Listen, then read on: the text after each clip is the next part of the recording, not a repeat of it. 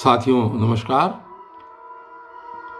कल आपने ये सुना था कि श्री कृष्ण जी ये कह रहे हैं, ये बता रहे हैं अर्जुन को कि जो व्यक्ति मेरे मार्ग का अनुसरण करते हैं, अपने कर्म मुझ में अर्पित कर देते हैं, वो सभी प्रकार के बंधनों से छूट जाते हैं।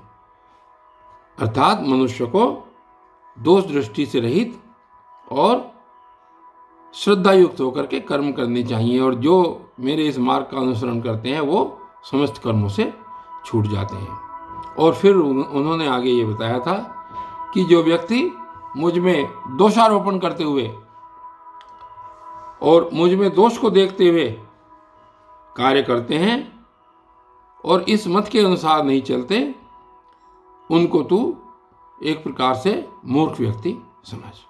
और आगे देखिए क्या कह रहे हैं, आज श्री कृष्ण जी बता रहे हैं। आज श्लोक संख्या 33 अध्याय 3 श्रीमद् भगवद गीता का। और आज देखिए क्या कह रहे हैं।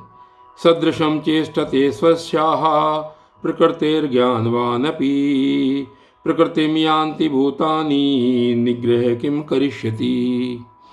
और ये कहते हैं कि सभी प्राणी प्रकृति को प्राप्त होते हैं, अर्थात अपने स्वभाव के परवश हुए अपने स्वभाव के अनुसार कर्म करते हैं। सभी व्यक्ति अपने स्वभाव के अनुसार कर्म करते हैं। और इसी प्रकार ज्ञानवान व्यक्ति भी, जो ज्ञानी व्यक्ति हैं, ज्ञानवान व्यक्ति भी प्रकृति के अनुसार चेष्टा करते हैं।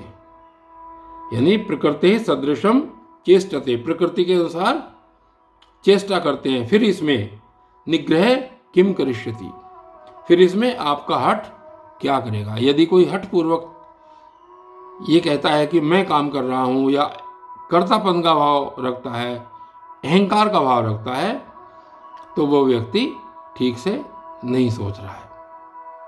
सदृशम चेष्टते स्वस्याः प्रकृते ज्ञानवानपि प्रकृतिम यान्ति भूतानि निग्रहं किम करिष्यति।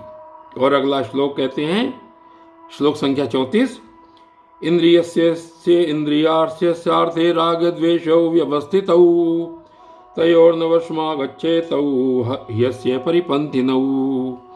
और क्या कह रहे हैं कि इंद्रियस्य इंद्रियार्थे, अर्थात इंद्रिय के लिए, अर्थात इंद्रिय के अर्थ में प्रत्येक इंद्रिय विषय में राग और द्वेष छिपे हुए स्थित हैं। राग और द्वेष छिपे हुए हैं। ऐसे स्थित मनुष्य उन दोनों के वश में नहीं होना चाहिए।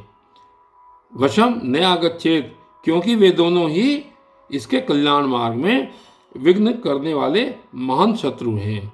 वशम न आगच्छेत हितौ अस्य परिपन्थिनौ। इंद्रिय के अर्थ में, अर्थात प्रत्येक इंद्रिय के विषय में राग और द्वेष छिपे हुए स्थित है।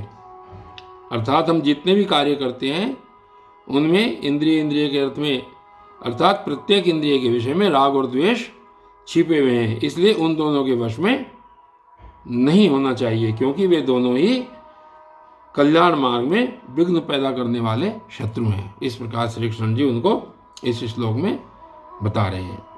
और फिर देखिए अगले श्लोक में क्या कहते हैं, श्लोक संख्या 35,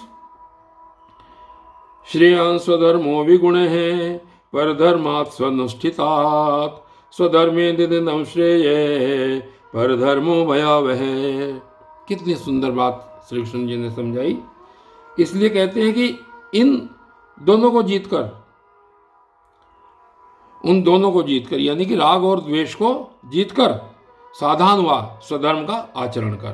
कैसे कि स्वनुष्ठितात्, अच्छे प्रकार आचरण में लाए हुए, पर धर्मात् विगुण है स्वधर्म है, दूसरे के धर्म से गुण रहित अपना धर्म भी अति उत्तम है। श्रेयान्, क्योंकि अपने धर्म में तो मरना भी कल्याणकारक है और दूसरे का धर्म भय देने वाला है। इसका मतलब क्या हुआ? इसका अर्थ ये हुआ कि हमको दूसरे के धर्म का पालन न करते हुए अपने धर्म का पालन करना चाहिए, क्योंकि अपने धर्म में तो मरना भी श्रेयकारी है और दूसरे के धर्म का पालन करना भयावह है, अपना भय पैदा करता है।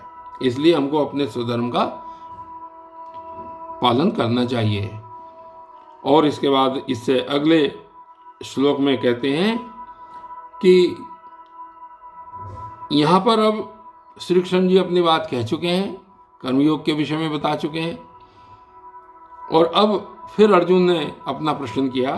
फिर अर्जुन ने जब इतनी बात सुनी तो अर्जुन कहते हैं, अर्जुन उवाच, अर्जुन ने कहा, अतकेन प्रयुक्तो अयम पापम चरति पुरुषः अनिच्छनपि वार्ष्णेय बलादिव नियोजित है। देखिए कितनी अच्छी बात श्री कृष्ण जी ने पूछी। कहते हैं, हे वार्ष्णेय, हे कृष्ण, तो फिर यह मनुष्य अत अयम पुरुष है अनिच्छनपि बलात्, न चाहता हुआ भी, बलात् यानी कि जबरदस्ती लगाए हुए, नियोजित है लगाए हुए की भांति, किससे प्रेरित होकर पाप का आचरण करता है।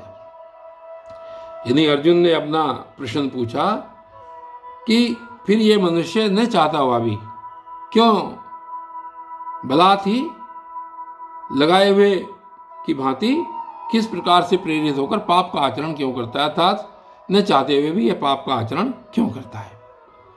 और कल श्री कृष्ण जी अर्जुन की बात का क्या जवाब देते हैं, कल ये वीडियो फिर आप सुनिएगा।